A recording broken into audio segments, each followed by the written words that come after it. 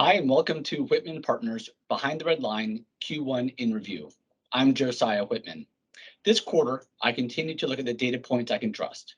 They are how many new openings for a Director of Surgical Services, what's the average estimated salary, and lastly, of those that are looking for a new Director of Surgical Services position, how many are relocating? Why do I trust these? Because no amount of hiring into my firm will change these dramatically.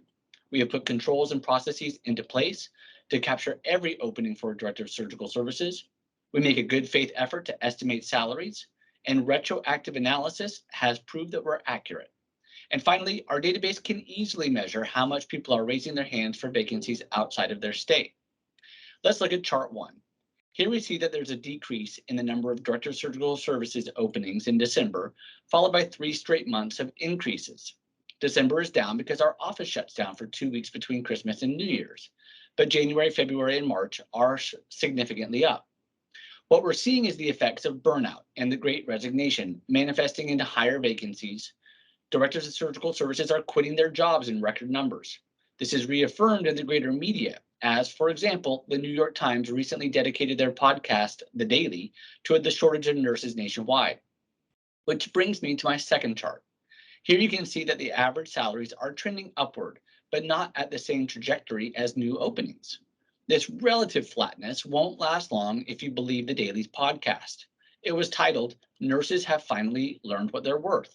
Their thesis was that COVID and nursing shortages have shifted the supply-demand curve such that wages have dramatically and structurally increased, particularly for travelers.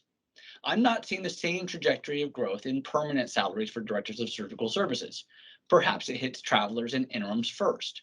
It makes sense that the increased number of vacancies plus inflation will wear on talent acquisition over time, and I predict more significant increases in salaries over the spring and summer.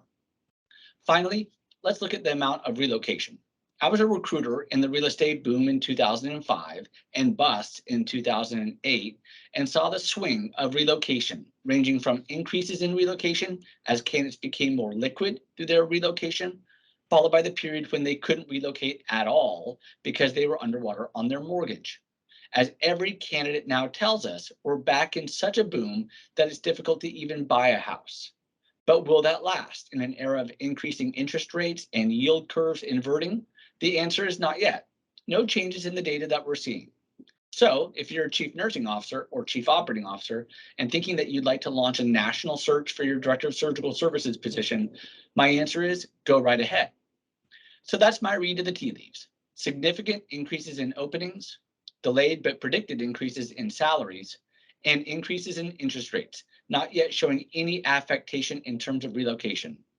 If there is data that you'd be interested in, please email me at josiah.whitman@whitmanpartners.com, and I'd be happy to see what I can pull together. So thank you for your time and attention, and as always, keep up the great work.